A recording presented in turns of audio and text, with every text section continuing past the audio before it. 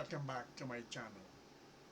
Here is the second part of Save Mayon Volcano fencing. A. Specific public record as to who originally proposed or financed the fence, especially the fence within the 6 km danger zone, cannot be located. Construction of fences, especially structural ones, would typically need application ordinances, National Building Code, local zoning. For example, Legazpi City has a standard fencing permit form, NBC Form B03, in its building office. B. Because the fence in question is inside a hazard risk zone, the 6 km permanent danger zone, additional clearances or approvals would likely be required from higher authorities, volcano risk management agencies, provincial or national hazard oversight. Fence near Mayon Volcano in Albay, investigation findings. Contractor builder involved. The fencing project at the foot of Mayon Volcano was undertaken by SunWest, Inc., a private construction firm. Available information suggests that SunWest, Inc., or SunWest Group, SunWest Construction and Development, is associated with Elizalde Zaldi Esco, a congressman from Ako Bicol party list. Zaldi Co. is described as a founder past owner of SunWest, or its predecessor, SunWest Construction and Development Corporation. Motion.com. Local officials identified SunWest as the entity behind the concrete fence when the structure was discovered. Notably, the municipality of Kamalig, which has jurisdiction over the site, confirmed that no fencing permit had ever been applied for or issued to SunWest, Inc. for the project. Likewise, the Department of Environment and Natural Resources Regional Office reported that no Environmental Compliance Certificate, ECC, was granted for the fencing activity. In short, the fence was built without proper permits or clearances, prompting scrutiny of SunWest's involvement. Length of the fence. A segment of the concrete perimeter fence under construction near Mayon's Foot, Barangay Tumpa, Albay. As discovered by local authorities, initial reports indicate the fence spans approximately 2 kilometers in length along the lower slope of Mayon Volcano. Albay provincial officials, led by then-Governor Rosal, inspected the site and noted almost 2 kilometers of continuous concrete fence already erected inside the danger zone. This extensive length suggests an attempt to enclose a large area. In fact, investigators found that a newly bulldozed road runs alongside the fence, indicating a broader development plan to partition of claim.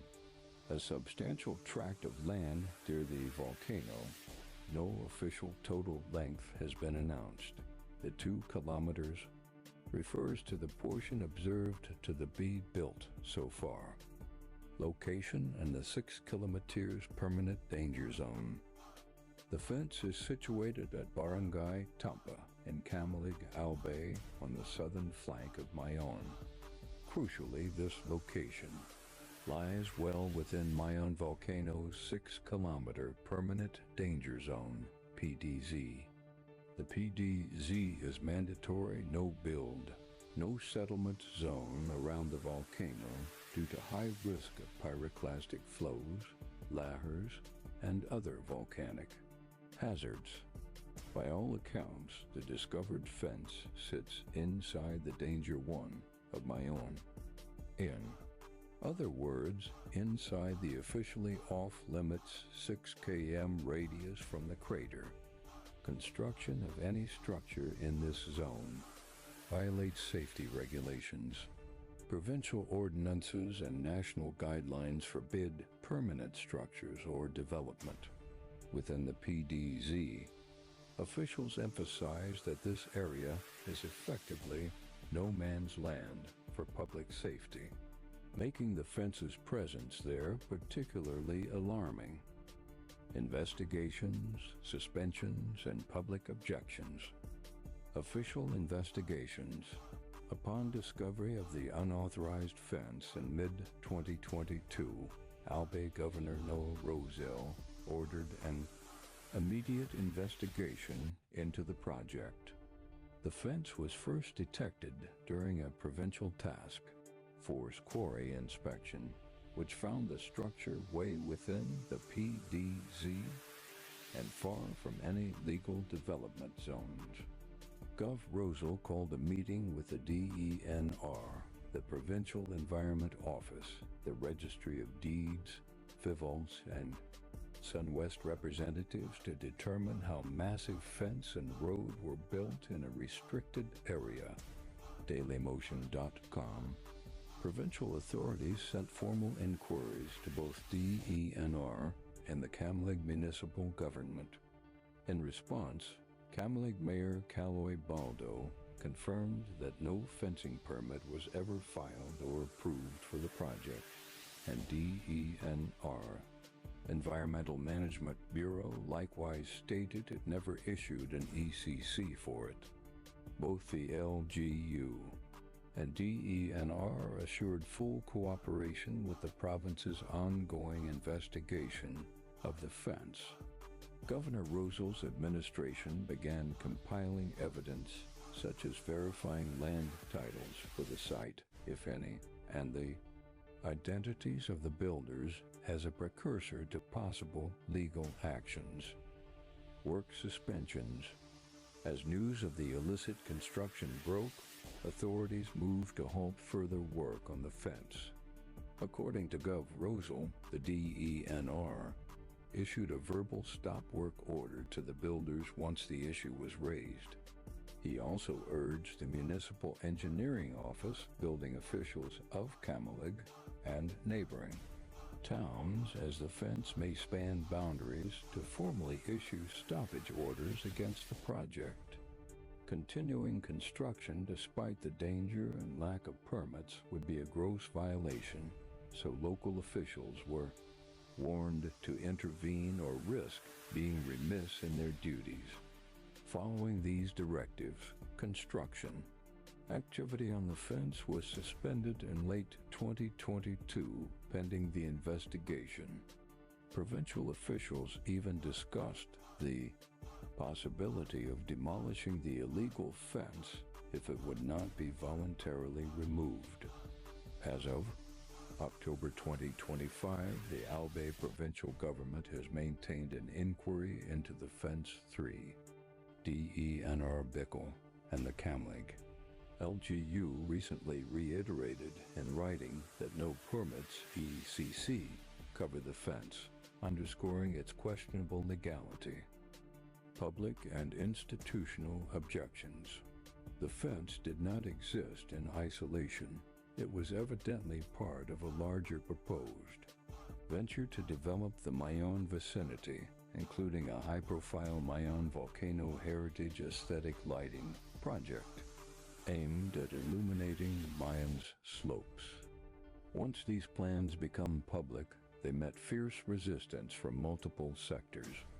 In early 2025, the Albay Provincial Board passed a resolution formally opposing the Mayon Lighting Project, urging that all such activities, fencing, installation of lights, etc., be stopped for safety and environmental reasons.